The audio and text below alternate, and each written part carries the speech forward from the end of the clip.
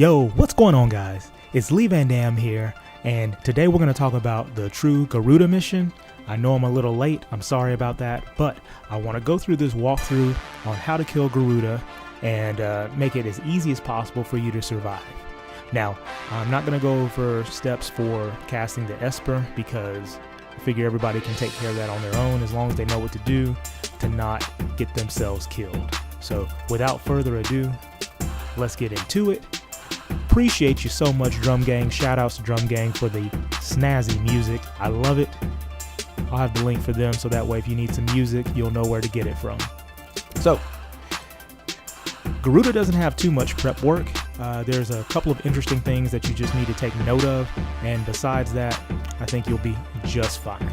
So, when the fight starts out, it's going to be Garuda, and you're going to see a monolith.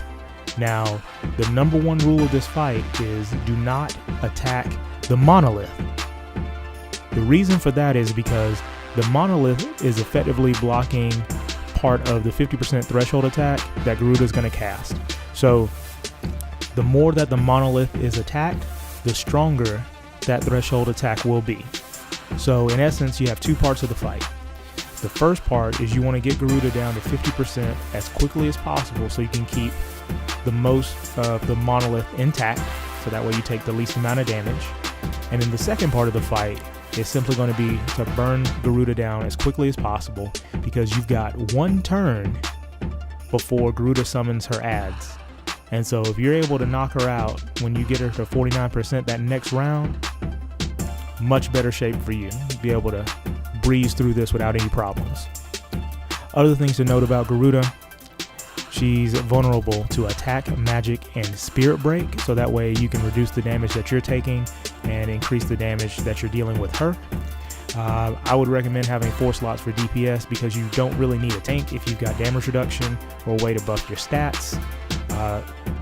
Garuda and her adds can paralyze you, so you'll want to bring Lakshmi to cure, to make you immune to paralysis, or someone that can cure paralyze.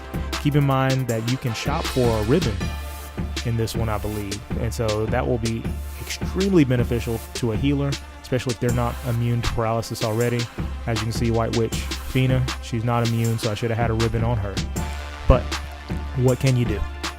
So you got the two parts of the fight, and as long as you can take care of the monolith, I definitely don't see anyone having a problem surviving Garuda's attacks and finishing this up. So let me know if you have any other questions in the comment section below, and also let me know of how your kills for True Garuda went. I'm really excited to hear about your success, and as usual, thank you so much for coming by. I appreciate you hanging out with me. If you like this, be sure to throw me a like. If you haven't subscribed already, be sure to do so. And check me out on Twitch as well. I'm getting back into Brave Exvius, and I'll have more Tekken on there because I've been playing Tekken out of town. But now that I've got my setup back, Tekken's on and popping once again.